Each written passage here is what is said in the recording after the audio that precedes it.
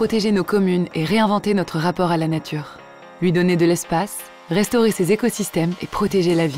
Pour l'aménagement de l'Isère, une rivière vive et aux crues fréquentes, c'est un pari radical, précurseur, lancé dès 2005 par le syndicat mixte des bassins hydrauliques de l'Isère. Un pari porté par Aegis, Artelia et Hydrétude. C'est un projet intégré qui aborde le problème des inondations à une échelle qui est quand même assez importante, sur une cinquantaine de kilomètres. Il y a environ 400 ouvrages qu'on a créés, il y a un budget qui avait été mis de 135 millions d'euros. Et c'est un projet qui a mobilisé tous les acteurs locaux à tous les niveaux. Ce projet a pour objectif de protéger l'agglomération de Grenoble contre les grandes crues de l'Isère. Il s'inscrit en rupture avec les approches classiques de protection contre les inondations qui sont de construire des digues et de les rehausser si elles sont trop basses. Ici, on a pris le parti plutôt de les abaisser et de redonner son espace à l'Isère pour qu'elle puisse s'épandre dans son champ d'inondation. C'est un projet qui vient corriger en quelque sorte les actions qui ont été engagées il y a plusieurs décennies. La solution ingénieuse de ce projet consiste à accepter les inondations dans un équilibre retrouvé. Pour gérer ces débordements, on les a organisés.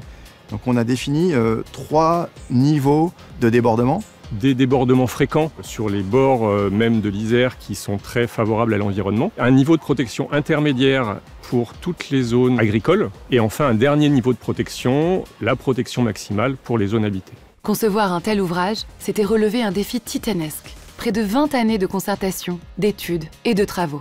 L'impact concret de ce projet est vécu grandeur nature dès 2023 avec une crue qui a affiché un fonctionnement très satisfaisant de l'ensemble de l'aménagement. On l'a aussi apprécié avec la petite massette, une graminée qui est une espèce en voie d'extinction, qui est caractéristique des vallées alpines et qui aujourd'hui s'est réimplantée et s'est développée au-delà de nos espérances avec 30% supplémentaires d'expansion de cette plante. Les habitants peuvent enfin se réapproprier ce territoire à travers des voies vertes, des espaces de cheminement pour les piétons, d'observation des milieux.